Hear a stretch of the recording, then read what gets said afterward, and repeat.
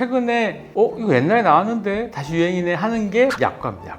약과 좋아하세요? 아니요, 별로. 너무 달아서 네. 좋아합니다. 약과가 굉장히 잘 팔리죠. 이게 작년 말부터 시작된 현상이고 올해 초에 엄청 확 떴고, 이게 어느 정도 떴냐면 2023년 9월달에 추석 시즌에 있었는데 이때 요 분위기를 타서 뉴욕타임즈에서 YAKGAW 한국의 전통 과자라고 소개를 해서 미국에서도 또는 세계에서도 유행하고 있다. 할메니얼 트렌드다. 이렇게 질문하신 분들이 있을 수도 있어요. 지금 10대들이 그럼 약과를 좋아하는 이유는? 약과는 아무튼 뭐 100년이 넘은 전통을 가진 과자인데 40대, 50대가 보기에는 걔네들이 복고라고 하는 게 너무 웃기잖아요. 요거 되게 중요한 단서는 양육 환경 때문에 그럴 가능성이 높습니다.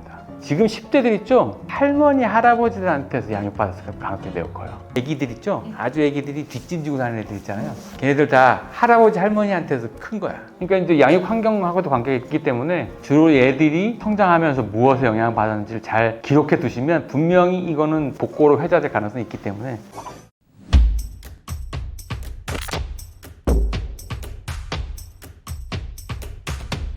네, 직장인 윤덕환입니다. 꼭 강조하고 싶습니다. 직장인 윤덕환. 2023년에는 어떤 복고에 대한 유행이 있었을까요? 사실 질문이 이게 독특합니다. 매년 어떤 복고가 유행이냐고.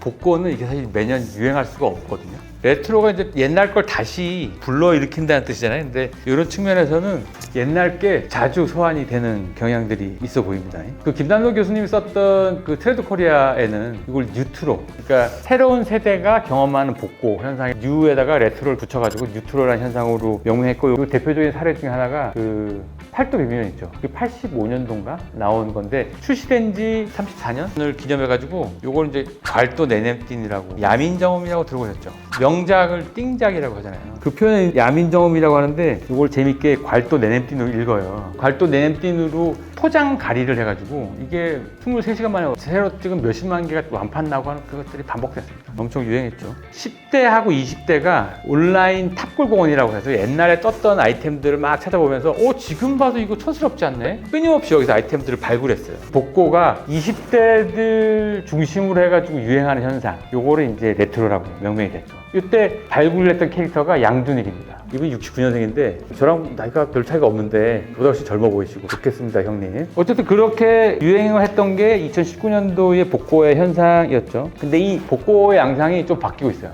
2019년도까지 뭐가 유행이었냐면 하나의 상품들이 원래의 특성들은 살려서 그대로 등장하거나 원래의 캐릭터가 그대로 시대 변화를 안고 등장했는데, 코로나를 거치면서 어떻게 변했냐면 카테고리가 좀 변하고 있습니다. 또는 섞이고 있습니다. 예를 들어서 필라라고 하는 스포츠 브랜드 있죠. 그 패키지랑 활명수라고 하는 전혀 다른 카테고리가 섞이고 등장하는 거죠. 아니면 그 모나미라고 하는 그 밴드랑 합쳐져 가지고 모나미가 이 틴 케이스에 들어 나옵니다. 포장지에 보면은 뭐라고 써있냐면 마데 카솔 케어라 나오는데 펜 다 쓰신 다음에 요거를 의약품 통으로 쓰세요, 이렇게 나와요. 익숙한 것끼리 섞이면서 새로운 경험들을 제공하는 이런 방식으로 복고가 진화하고 있죠. 지금 젊은 세대에서 유행하는 복고는 또 예전 레트로 유행하고는 다른 것 같아요. 어떻게 다를까요?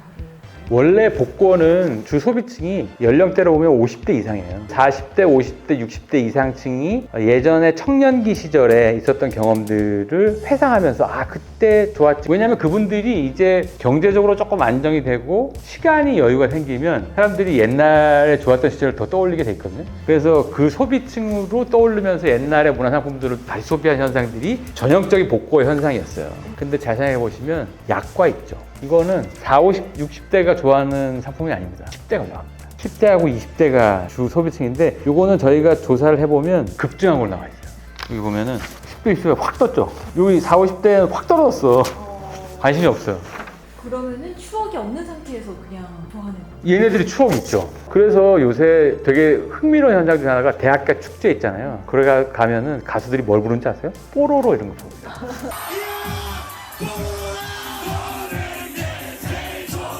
그러면 거기 있는 대학생들이 열광해요.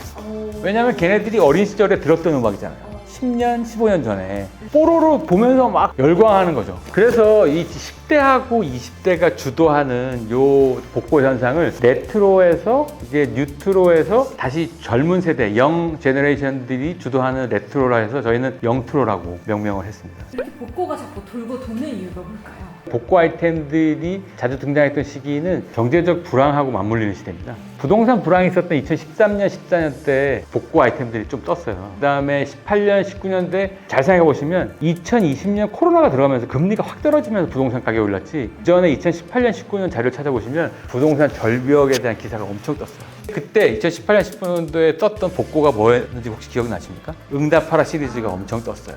이제 자산시장의 거품들이 꺼지고 불황이 예상되기 시작하면 사람들이 불안하잖아요. 그러면 젊은 시절에 약간 좋았던 시절을 떠올리는 거예요. 불안감이라는 게 뭐냐면 낯선 경험에 대한 막연한 두려움 같은 거거든요. 근데 이게 익숙한 걸 보면 좀 떨어지잖아요. 그리고 젊은 시절의 기억이, 이 감정들이 굉장히 격동치는 시기니까 그 기억을 소환해서 다시 소개하는 거죠. 2018년, 19년도 보면은 무한도전 프로그램들 봐도 거기서 90년대 아이돌들로 가지고 계속 가요제도 하고 그런다고요. 그러니까 사실은 경제적으로 어려워지고 불확실성이 너무 커져가면 상반된 감정으로 익숙한 걸 자꾸 꺼내서 소비하려고 하는 특성도 있죠. 그런데 지금은 10대, 20대가 주로 한다는 거죠. 옛날 걸 꺼낸다는 거죠. 얘네들도 여전히 불안함 같은 게 있다는 거죠.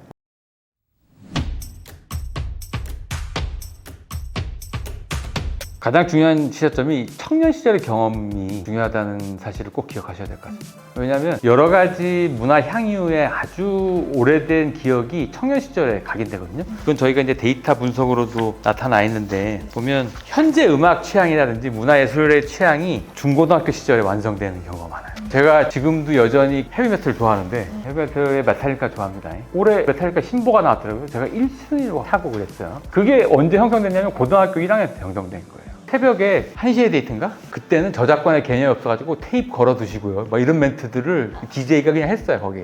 86년도 새벽에 그 메탈리카의 마스터 오브 퍼펫을 듣는 순간 동작을 멈췄습니다. 소름 돋. 그런 사운드는 처음 들어봤어요. 안방에서 주무시던 부모님들 다 깼어요. 새벽에 막 두둥두둥두둥 이러니까, 야. 청년기의 감정이 왔다 갔다 하잖아요. 엄청나게 격동치기 때문에 그때 어떤 경험을 하냐가 문화예술 쪽에는 특히 취향의 각인이 됩니다. 그래서 그 경험들이 계속 또 어떤 시기가 되면 그 경험들을 떠올려서 계속 이렇게 소환이 되는 거죠. 그래서 트렌드를 이해하는데 가장 중요한 변수도 사실은 이 청년 세대를 이해해야 되는 게 바로 그런 이유 때문이기도 해요. 트렌드 책 교과서 보면은 앞선 미래 예측을 하는데 되게 중요한 대상자들이 있다 이런 얘기를 해요. 헬릭 베일가드 모델인데 트렌드 예측할 때 선도 소비자들이라고 집단으로 명명한 사람도 있어요. 그 중에서 이제 LGBT 그룹 있죠. LGBTQ, 레즈비언, 게이, 바이섹슈얼, 트랜스젠더, 큐어 그룹. 요 취향 트랙이 하잖아요. 요 관찰을 잘 하면 앞으로 여기 이동할 거나 이렇게 관찰하고, 그 다음에 중요한 그룹 중에 하나가 영 제너레이션입니다. 왜냐하면 이 청년 시절의 경험들을 이 중년이나 이 사람들이 따라하고 싶어하고 이 사람들의 젊은 시절과 대비해가지고 계속 비교를 하기 때문에 이 청년 세대가 가지고 있는 문화적 취향이라고 하는 것이 선도적 효과가 있다는 인식들이 있죠. 그래서 트렌드 연구자들은 젊은 세대에 관심을 갖게 되는 거고, 그리고 복고 측면에서 보면은 이 청년 시절의 경험들이 끊임없이 반복됩니다. 요건 기억하셔야 돼요. 요거는 필연적으로 반복되기 때문에 50대 층을 공략하고 싶다. 그럼 50대 층이 20대 때 어떤 경험을 했냐 그걸 찾아보면 돼요.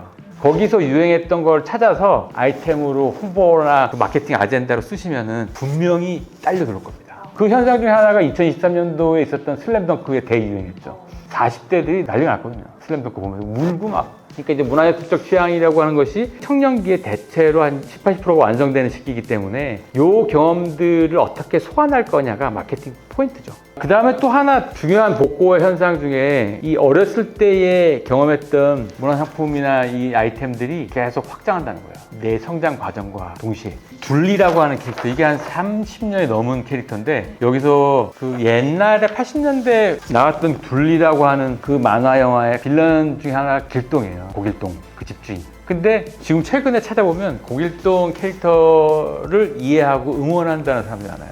왜냐면 집주인인데 월세도 안 받고 그 오랜 기간 동안 이 방치된 아이들을 이렇게 툴툴거리긴 했지만 기본적으로 이렇게 얘네들을 경제적인 압박 없이 그냥 살게 해줬잖아요. 이게 생각보다 대단한 거다. 이게 이제 특히 30대 사회생활을 하는 사람들 중심으로 해가지고 막 대단하고 고맙고 막 이거 편지도 쓰고 난리가 났어요. 그러니까 이제 예전에 경험한 캐릭터를 지금 입장에서 재해석하면서 같이 성장하는 거죠. 이런 캐릭터도 세계관이 멈추는 게 아니라 과거에 멈추는 게 아니라 그 캐릭터를 경험했던 성장하는 사람들과 함께 캐릭터 성장한다. 이것도 꼭 기억하시면 되게 중요한 마케팅 아이디어도 얻을 수도 있을 것 같습니다.